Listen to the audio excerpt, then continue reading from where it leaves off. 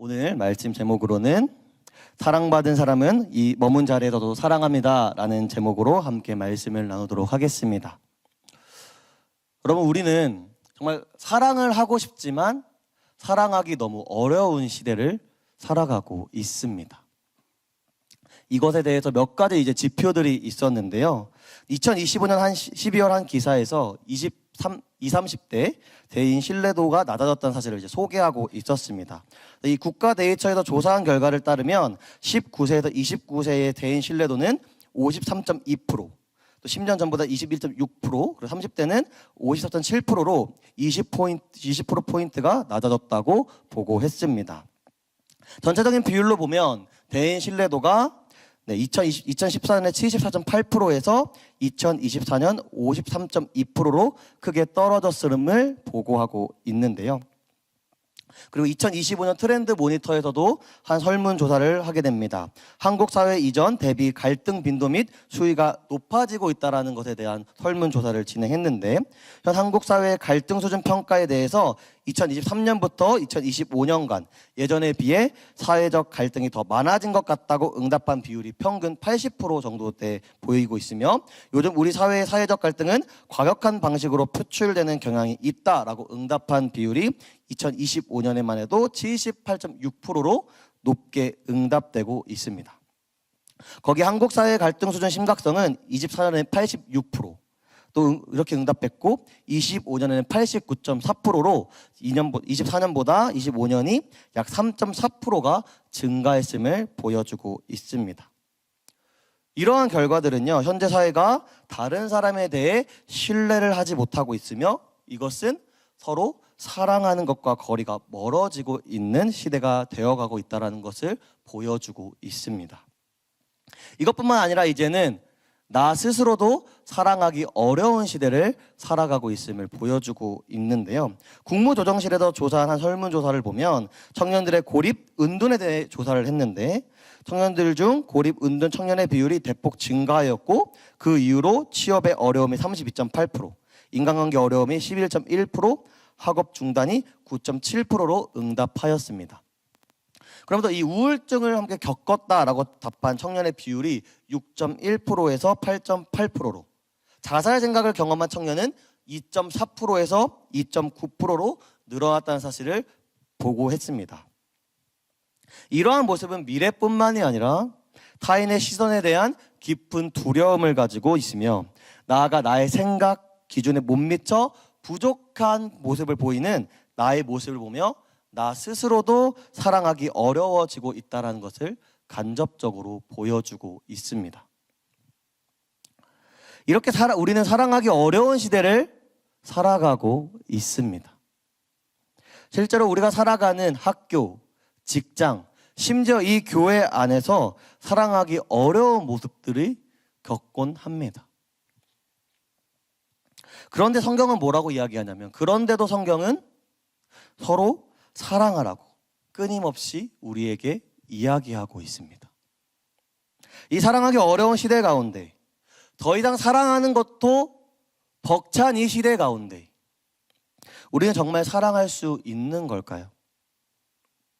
이렇게 나도 사랑하지 못하고 다른 사람도 사랑하기 너무 이 벅찬 시대 가운데에서 어떻게 사랑할 수 있는 걸까요? 오늘 요한일서 말씀은 이에 대해 우리에게 이야기해주고 있습니다. 그렇다면 우리는 사랑할 수 없는 시대에서 어떻게 사랑할 수 있을까요? 첫 번째로 하나님의 사랑을 알아야 합니다. 오늘 요한일서 말씀 7절에서 8절 말씀을 보면 사랑하는 사람들에 대해 나타나는 모습을 이야기하고 있습니다. 이렇게 이야기하는데요, 사랑하는 자마다 하나님으로부터 나서 하나님을 알고 사랑하지 아니하는 자는 하나님을 알지 못하나니 이는 하나님은 사랑이심이라. 사랑하는 사람은 하나님을 아는 자들이며, 반대로 사랑하지 아니하는 자들은 하나님을 알지 못하는 자들, 하나님을 모르는 자들이라고 이야기하고 있습니다. 여기서 말하는 하나님을 아는 것과 서로 사랑하는 것이 어떤 상관이 있길래 사랑하지 못하면 하나님을 알지 못한다고 이야기하는 걸까요?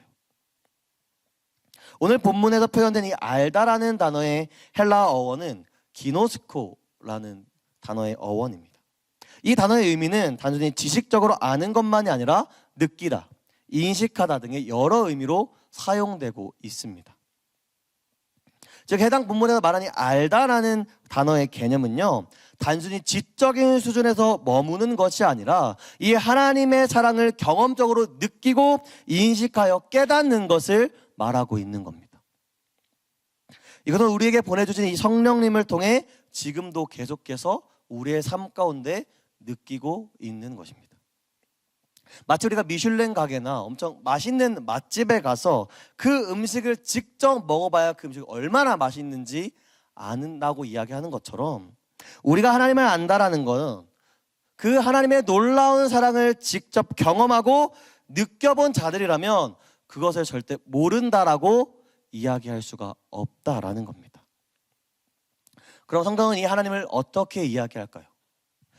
특별히 이 하나님의 사랑을 성경은 어떻게 우리에게 말해주고 있을까요?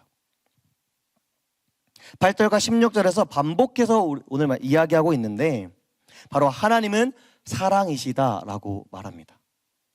하나님은 사랑 그 자체다라고 말씀해주고 계신 거예요. 단순히 많은 사랑을 가지고 있는 분 정도가 아니라 사랑이라는 것의 근원이 하나님이시다라는 거예요.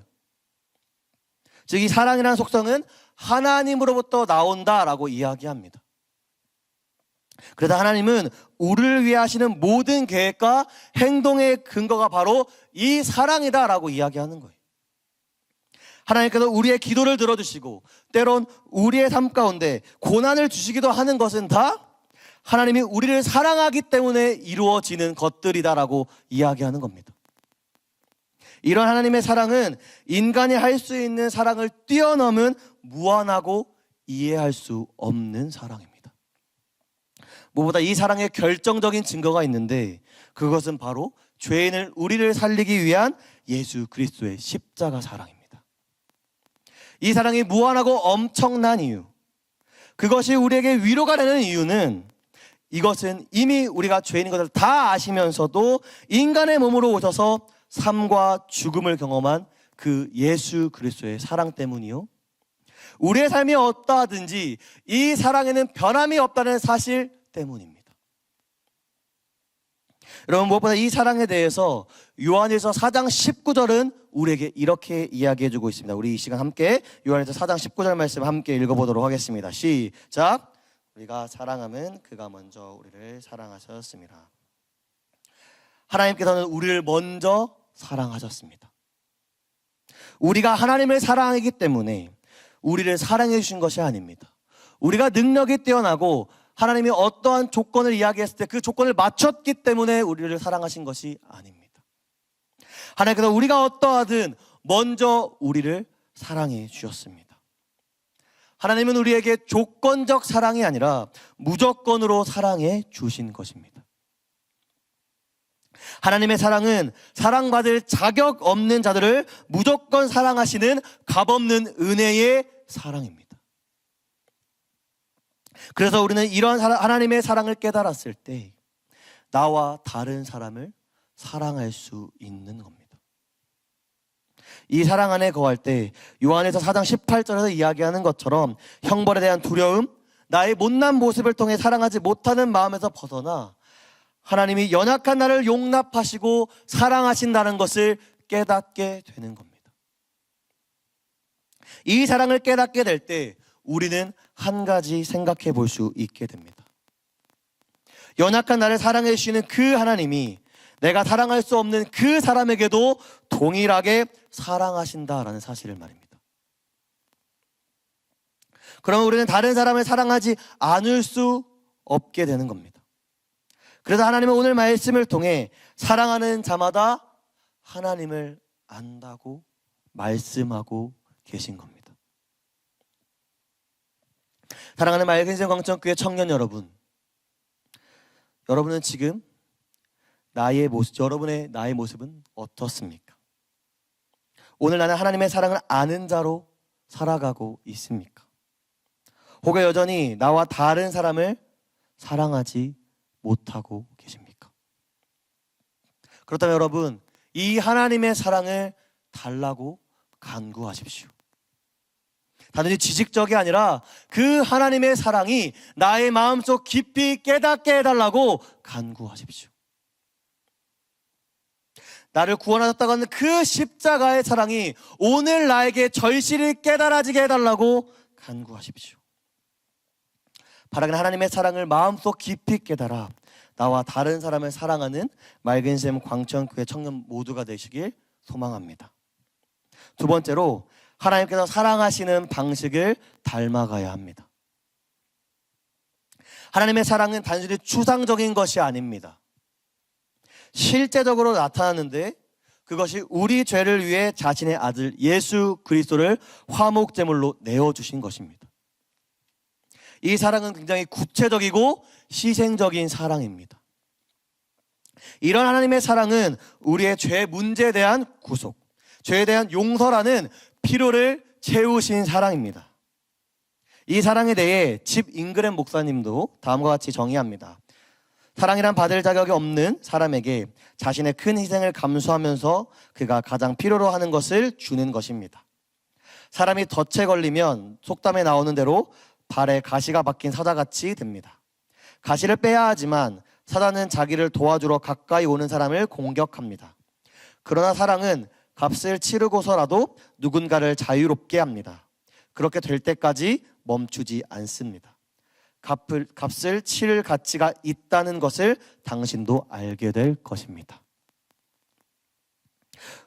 우리가 지금도 여전히 하나님께 받고 있는 이 사랑이 집 잉그램 목사님이 말씀하신 것과 같은 사랑입니다. 그리고 그 사랑을 받은 우리가 닮아가야 하는 사랑도 이와 같은 모습입니다. 바로 나에게 맞춰지고 나의 필요를 채워주는 사람을 사랑하는 것이 아니라 예수님과 같이 내가 사랑하고자 하는 사람의 필요가 무엇인지 인식하고 그 필요를 채워주는 사랑인 겁니다.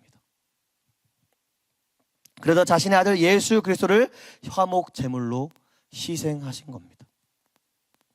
또한 하나님의 사랑은 우리 청년 이부분들은 수련회를 통해서 김상희 목사님 통해 들었겠지만 그 김상희 목사님께서 말씀하신 것처럼 의지적으로 결단하신 사랑입니다. 4장 9절에서 먼저 사랑하신 것처럼 어떤 조건적인 것을 보고 하신 사랑이 아니라 처음부터 그렇게 하시기로 결단하고 하신 사랑입니다. 그런데 세상에서도 사랑에 대해서 이야기할 때 이와 비슷하게 이야기합니다. 독일의 철학자 에리 프롬은 자신의 책 사랑의 기술이라는 책에서 이렇게 말합니다. 그대로 인용하겠습니다. 사랑은 본질적으로 의지의 행위, 곧 나의 생명을 다른 한 사람의 생명에 완전히 위임하는 결단의 행위여야 한다. 어떤 사람을 사랑한다는 것은 결코 강렬한 감정만은 아니다. 이것은 결단이고 판단이고 약속이다. 만일 사랑이 감정일 뿐이라면 영원히 서로 사랑할 것을 약속할 근거는 없을 것이다. 내 행위 속에 판단과 결단이 포함되어 있지 않다면 어떻게 내가 이 사랑이 영원하리라고 판단할 수 있을 것인가? 이러한 견해를 고려할 때 우리는 사랑이 철저하게 의지와 위임의 행위이고 따라서 기본적으로 두 사람이 어떤 사람이든 상관이 없다는 태도에 도달할 수 있다. 세상의 가치관을 가진 이 철학자 에리 프롬도 사랑이 감정이 아니라 오히려 해야 하는 기술이며 의지적 결단이라고 우리에게 말해주고 있습니다. 그러나 이 세상과 그리스도인이 해야 하는 이 사랑의 차이는 무엇이냐면 세상에서 이야기하는 이 사랑은 인간의 의지로 하는 결단이라면 그리스도인이 해야 하는 사랑은 우리를 먼저 사랑하셔서 화목 제물이 되어주심에 감격하여 결단하는 사랑의 결단이라는 겁니다. 그래서 우리도 단순히 사랑을 감정으로 혹은 느낌으로만 생각하고 사랑받는 데 집중하는 것이 아니라 우리는 사랑하기로 결단해야 하는 겁니다.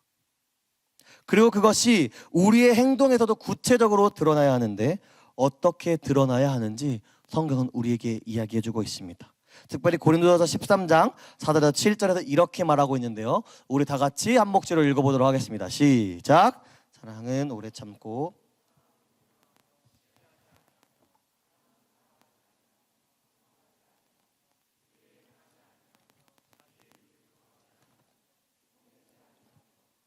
것을 생각지 아니하며 불의를 기뻐하지 아니하며 진리와 함께 기뻐하고 모든 것을 참으며 모든 것을 믿으며 모든 것을 바라며 모든 것을 견디느니라. 아멘. 고린도서 13장에서 이야기하듯 우리는 때로는 인내함으로, 때로는 온유함으로, 때로는 교만하지 아니함으로, 무례행하지 않음으로, 화를 내지 않음으로 의지적인 사랑의 행동이 삶에서 나타나야 합니다. 이러한 의지적 사랑이 하나님께서 사랑하시는 방식이고 그 사랑하는 방식을 닮아가는 삶입니다.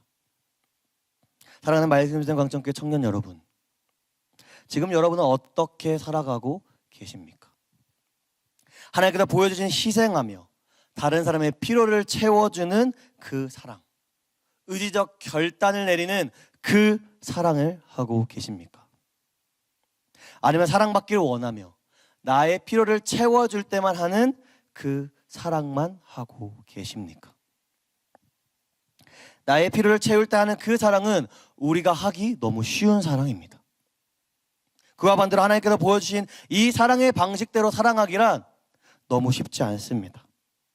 그럴 때마다 우리는 하나님께서 우리에게 보여주신 그 사랑을 기억해야 합니다. 우리에게 의지적이고 희생적인 사랑을 보여주셨듯이 우리도 그 사랑을 닮아가야 합니다. 그렇게 우리는 이제 고린도전서 13장의 말씀에서 보여주신 모습과 같이 때론 필요하다면 그 사람을 용서하고 오래 참고 온유함으로 하나님께서 하신 사랑의 방식을 닮아가 보겠다는 의지적 결단이 필요합니다. 하나님의 희생적이고 의지적 사랑을 받으며 살아가는 여러분은 이제 어떻게 살아가시겠습니까? 이전과 같이 나의 필요를 채워준 자들만 사랑하는 조건적 사랑에 머무시겠습니까? 아니면 하나님의 사랑의 방식을 닮아 가시겠습니까? 바라기는 오늘 이 말씀을 기억하며 살아갈 때 하나님의 사랑의 방식대로 다른 사람을 사랑하며 살아가는 맑은 샘 광천교회 청년 여러분 되시길 소망합니다. 세 번째로, 하나님의 사랑이 우리가 서로 사랑하는 원동력이어야 합니다. 여러분, 우리가 계속해서 사랑해야 한다라고 이야기하고 있습니다. 그리고 여기저기서 우리에게 사랑해야 한다고 끊임없이 이야기합니다. 그리고 우리 자신도 사랑해야 한다는 걸 너무나도 잘 알아요. 그런데 여러분, 그게 정말 쉽습니까? 그게 됩니까? 잘 안 돼요. 앞에서 이야기하는 제 얘기를 들으면서, 설교의 이야기를 들으면서 잘 알죠. 근데 그게 말처럼 쉽습니까? 라는 생각이 들 정도로 우리 사랑을 해야 된다는 사실을 너무 잘 알잖아요. 근데 그거와 별개로 우리가 그렇게 사랑하는 게 너무 어렵습니다. 사실 그게 안 되잖아요. 사랑하는 말씀을 따르지 못하는 나 자신을 보며 답답할 정도로 그게 잘 안 되는 게 우리가 마주하고 있는 현실입니다. 그럼 그냥 포기하면 되는 걸까요? 어차피 안 되니 포기하는 게 맞는 걸까요? 그렇지 않습니다. 그러면서 우리는 사랑을 해야 합니다. 그럼 어떻게 할까요? 그 원리에 대해 오늘 말씀 12절에서 이렇게 이야기합니다. 우리 다 같이 요한일서 4장 12절 말씀을 함께 읽도록 하겠습니다. 시작. 어느 때나 하나님을 본 사람이 없으되 만일 우리가 서로 사랑하면 하나님이 우리 안에 거하시고 그의 사랑이 우리 안에 온전히 이루어지니라. 아멘. 12절 말씀은요, 우리가 서로 사랑하면 하나님이 우리 안에 거하신다고 말합니다. 이것은 우리가 서로 사랑하기로 결단할 때 우리 안에 계시는 성령의 능력으로 자연스럽게 사랑하게 하도록 하신다라는 거예요. 우리가 내 힘으로 억지로 사랑해야지 해서 짜내려고 하면 할수록 우리는 사랑할 수가 없습니다. 우리는 그런 존재예요. 그러나 사랑하고 싶어도 안 되고 그 모습에 답답할 수밖에 없는 것이 우리 현실입니다. 그런데 우리가 사랑할 수 있는 유일한 원동력, 우리를 사랑할 수 있게 하는 그 힘은 내 의지로 억지로 짜내는 노력이 아니라 하나님 안에 거할 때 우리 안에 계시는 그 성령께서 하나님의 사랑을 부어주셔서 나오는 거예요. 내가 사랑하기로 결단하며 내 안에 계시는 그 성령님을 의지할 때 성령님의 능력이 우리가 사랑하게 하는 원동력이 되어서 도저히 사랑할 수 없는 나와 다른 사람을 사랑하게 하시는 겁니다. 또한 우리가 서로 사랑하는 것이 가능한 이유는 바로 하나님이 가지고 계시는 이 사랑의 속성이 우리에게 공유되는 속성이기 때문입니다. 그래서 우리는 단순히 조건적이고 인간의 감정에 따른 사랑을 하는 것이 아니라 하나님이 보여주신 그 사랑의 속성을 우리에게 공유하심으로 그 받은 그 사랑으로 다른 사람을 사랑할 수가 있는 겁니다. 그래서 우리가 아는 사랑의 원동력은 바로 우리가 받은 하나님의 사랑인 거예요. 이 사랑의 원동력을 받아 사랑하는 자들은 어떻게 사랑하느냐? 이에 대해 베드로전서 4장 8절은 이렇게 말합니다. 무엇보다도 뜨겁게 서로 사랑할지니 사랑은 허다한 죄를 덮느니라. 바로 나와 다른 사람들을 볼 때 내 마음과 기준으로 바라보고 행동하지 않는 거예요. 하나님의 마음으로 나와 다른 사람들을 보고 그 사랑으로 그 사람들에게 행동하는 거예요. 내 기준으로는 나와 다른 사람의 모습이 사랑할 수 없을지 몰라요. 그런데 내 안에 계셔서 나를 사랑하게 하시는 그 하나님의 마음으로 그들을 바라보게 되고 사랑하기로 결단하고 행동할 수 있게 되는 거예요. 그들의 연약함도 사랑으로 덮을 수 있는 겁니다.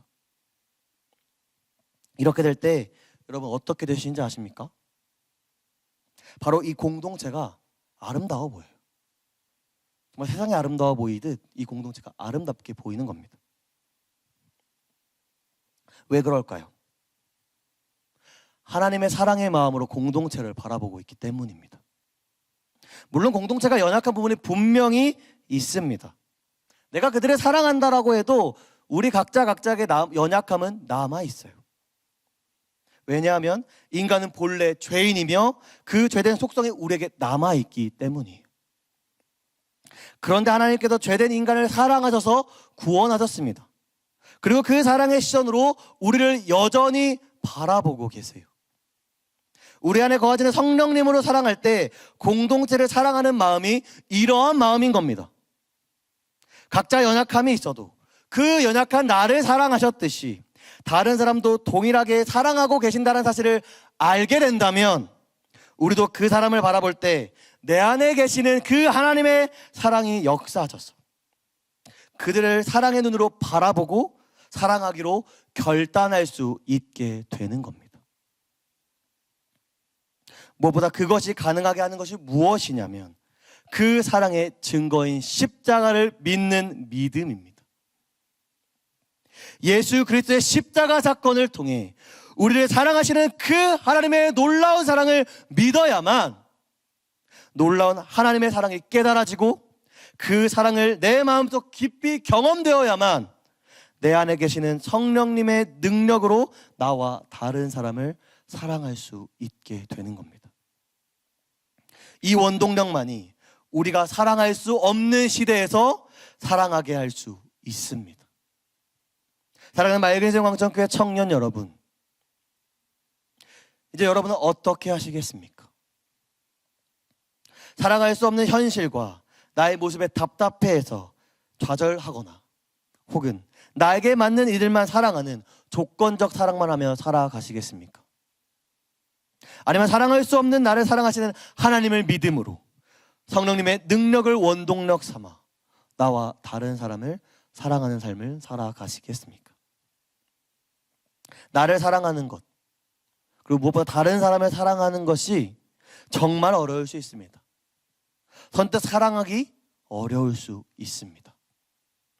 그러나 그러할 때 아무런 조건을 보지 않고 우리를 사랑하시는 그 하나님, 십자가 위에서 고통당하신 그 순간에서 자신을 죽이려고 했던 그 사람을 위해 기도하셨던 예수 그리스도의 사랑을 생각해 보십시오. 그 사랑의 하나님 앞에 나아가 사랑할 수 있게 도움을 구해야 합니다. 그래서 그 하나님이 주시는 능력을 원동력 삼아 나와 서로를 사랑합시다. 바라는 오늘 이 말씀을 기억하며 살아갈 때 내 마음과 내 생각, 나의 기준들을 다 내려놓고 내 힘이 아닌 성령님께서 주시는 그 능력을 원동력 삼아 그들을 힘써 사랑하기로 결단하며 나아가는 맑은 광장교회 청년 여러분 모두 되시길 간절히 소망합니다. 말씀을 마무리하려고 합니다. 제가 이번 설교를 준비하면서 생각난 문구가 있습니다. 다들 어디서 많이 본 듯한 잘 아시는 문구일 겁니다. 바로 이 문구인데요. 아름다운 사랑은 머문 자리도 아름답습니다. 어디서 많이 본 듯한 문구죠. 다들 보이신 장소가 조금 비슷하실 수 있는데 이 말의 의도나 의미는 제가 굳이 설명하지 않아도 다들 잘 아시리라 생각합니다. 제가 이 문장을 생각해 보면서 이 문장은 우리가 살아가는 삶의 현장에서도 오늘 말씀과 함께 적용해 볼 수 있겠다라는 생각을 가지게 됐습니다. 오늘 말씀에 맞게 바꿔서 생각해 보면 하나님의 사랑을 받은 사람은 머문 자리에서도 사랑합니다 라고 해볼 수 있습니다. 더 정확하게는 하나님의 사랑을 받은 사람은 머문 자리에서도 사랑할 수밖에 없습니다 라고 적용할 수 있을 것 같습니다. 왜냐하면 내가 이미 먼저 하나님의 무조건적이며 희생적이며 상상할 수 없는 놀라운 사랑을 받았기에 그 사랑의 능력에 힘입어 살아가는 자들이라면 내 모습이 못나 보여도 다른 사람이 별로인 것 같고 나와 맞지 않는 것 같더라도 내 생각에서는 절대 틀린 것 같더라도 사랑할 수밖에 없는 겁니다. 용서할 수 없는 자를 용서하고 험담과 비판을 멈추고 서로를 하나님의 형상을 가진 고귀한 존재로서 존중해주고 사랑의 말을 해주며 다른 누군가를 위해 나의 시간을 사용하게 되는 거예요. 하나님의 그 형용할 수 없는 엄청난 사랑을 받은 자라면 내가 머물고 있는 그 학교, 직장, 가정, 일터, 무엇보다 그 교회에서 이러한 사랑을 할 수밖에 없는 겁니다. 사랑하는 맑은 광장교회 청년 여러분, 이제 여러분의 삶의 자리에서 어떻게 살아가시겠습니까? 하나님께 놀라운 그 사랑을 받으셨다면 이제 그 사랑의 능력으로 나와 다른 사람을 사랑하시길 결단하십시오. 내 능력이 아니라 성령님의 능력이 나를 사랑케 하심을 믿고 믿음으로 결단하며 하나님의 마음으로 나와 공동체를 바라보고 사랑하십시오. 그렇게 내가 머무는 그 자리에서 내가 받은 위대한 사랑을 흘려보내시길 소망합니다. 특별히 이번 주는 예수 그리스도의 고난을 묵상하는 고난 주간을 보내게 됩니다. 이번 한 주간 고난 주간을 묵상하며 나아갈 때 예수님의 사랑도 이 십자가의 고난과 희생이 따랐음을 묵상하시길 소망합니다. 그렇게 묵상하며 우리도 예수 그리스도의 사랑을 닮아 다른 사람을 향한 희생적 사랑, 하나님의 마음으로 사랑하기로 결단하며 그렇게 살아가시는 맑은 광천교회 청년 여러분 되기를 간절히 소망합니다.